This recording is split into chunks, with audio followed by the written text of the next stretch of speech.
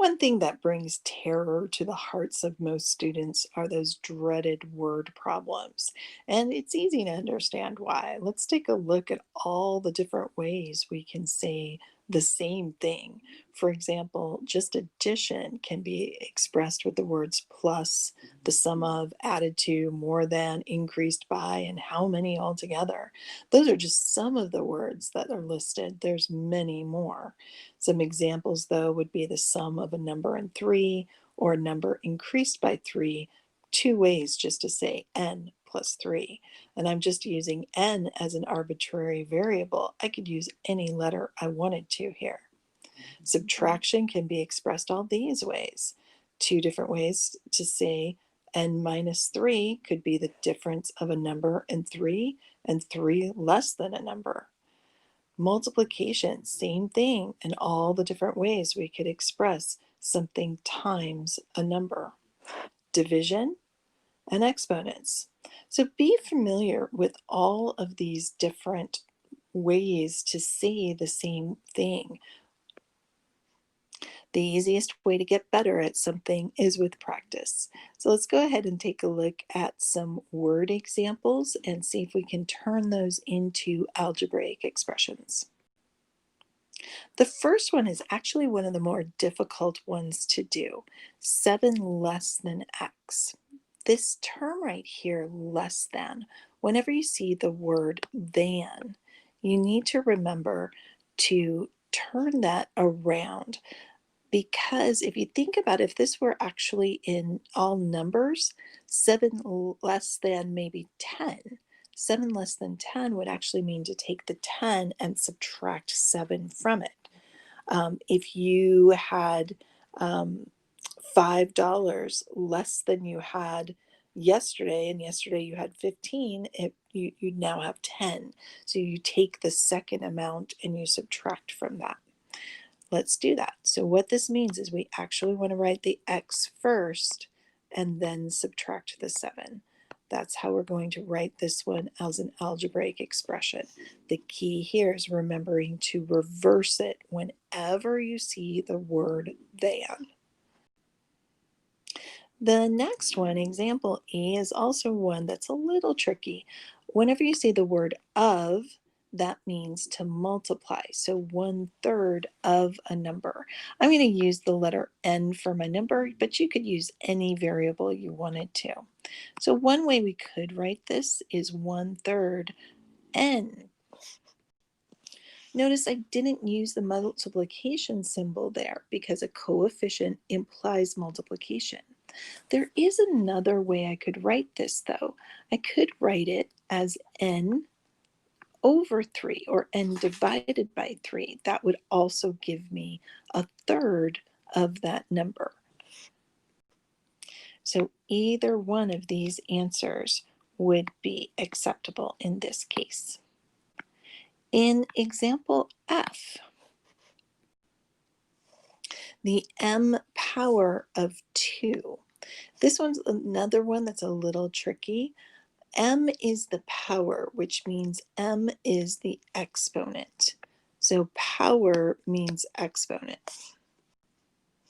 So m is the exponent. We would write this one 2 raised to the power of m. That's our final answer for this. And finally, quotient is one that students often forget. It just means division. So the quotient of 18 and a number, let's use the letter P this time for our exponent. So the quotient would be 18 divided by P. But just like in example E, we could also write that as a fraction, 18 over P. Either one of those answers would be acceptable.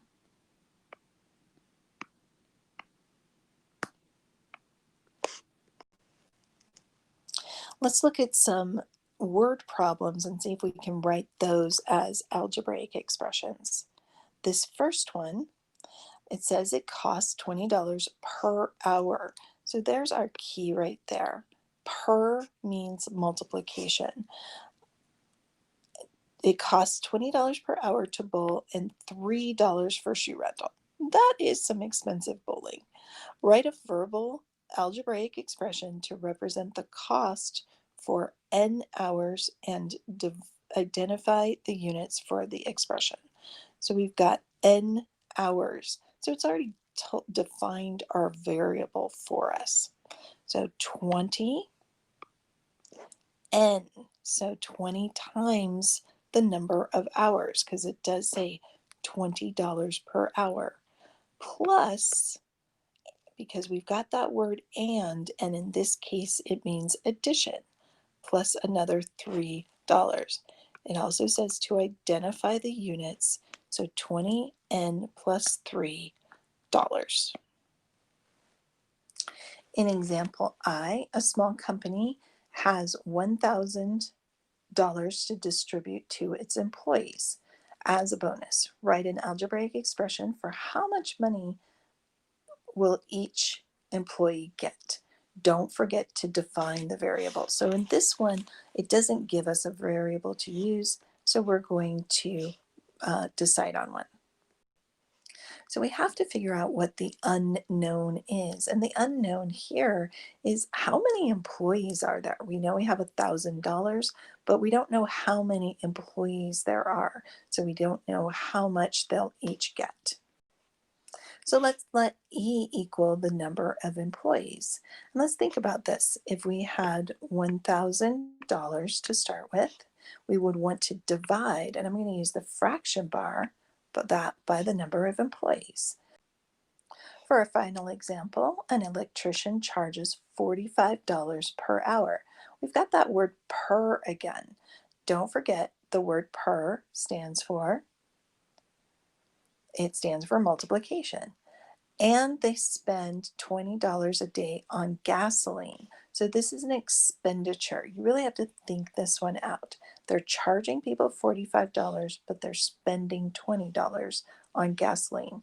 Write an algebraic expression to represent his earnings for one day. Don't forget to define the variable. Our unknown in this problem is how many hours he works per day.